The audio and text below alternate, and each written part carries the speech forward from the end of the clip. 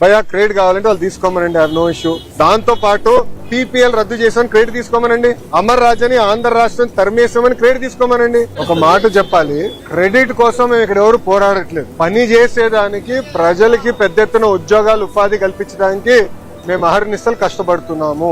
ఇదే జగన్మోహన్ రెడ్డి గారు ఆనాడు ఏం చెప్పారు, ఎర్ర బస్సు రాని ఊరికి ఎయిర్పోర్ట్ అవసరమా అని చెప్పారా లేదా? వీడియో మీరు చూసారా లేదా? మళ్ళీ ఇప్పుడు ఆయన వచ్చి అన్ని మాటలు మాడితే ఎంతవరకు న్యాయం? నంబర్ 1. నంబర్ 2, ఆనాడు GMR కి సుమారుగా 2600 ఎకరాలు కూటమి ప్రభుత్వం అందజేసింది. నన్ను అడిగితే అది ఇంకా తక్కువ. ఒక్క హైదరాబాద్ ఎయిర్పోర్ట్ కి 5000 ఎకరాలు ఇచ్చాం. ఆనాడు ఇదే పెద్ద మనుషులు ఏమన్నారంటే, హైదరాబాద్ ఎయిర్పోర్ట్ కి 5000 ఎకరాలు అవసరమా, ఎయిర్పోర్ట్ కి 5000 ఎకరాలు అవసరమా? ఈ రోజు మీరు హైదరాబాద్ ఎయిర్పోర్ట్ చూడండి, అదే సమయంలో బెంగళూరు ఎయిర్పోర్ట్. ఈ రోజు బెంగళూరు సిటీ 2వ ఎయిర్పోర్ట్ కోసం ఎత్తుకుతున్నారు. కానీ అదే హైదరాబాద్ రావే 100 సంవత్సరాలు కూడా కావాల్సిన డెవలప్మెంట్ కి భూమి రెడీగా ఉంది.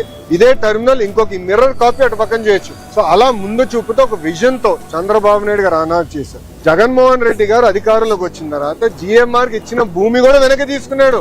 సుమారుగా 600 ఎకరాలు వెనక్కి తీసుకున్నారు. కూటమి ప్రభుత్వం తిరిగి వచ్చిన తర్వాత ఆ భూమి మళ్ళీ GMR కి తిరిగి ఇచ్చారు. ఎందుకు ఇచ్చారు మనం చెప్పాలి. కేవలం ఒక ఎయిర్పోర్ట్ లో ఫ్లైట్ ల్యాండ్ అవుతాము, ప్యాసింజర్స్ దిగుతాం, ప్యాసింజర్స్ ఎక్కి వెళ్ళిపోతాం కాదు.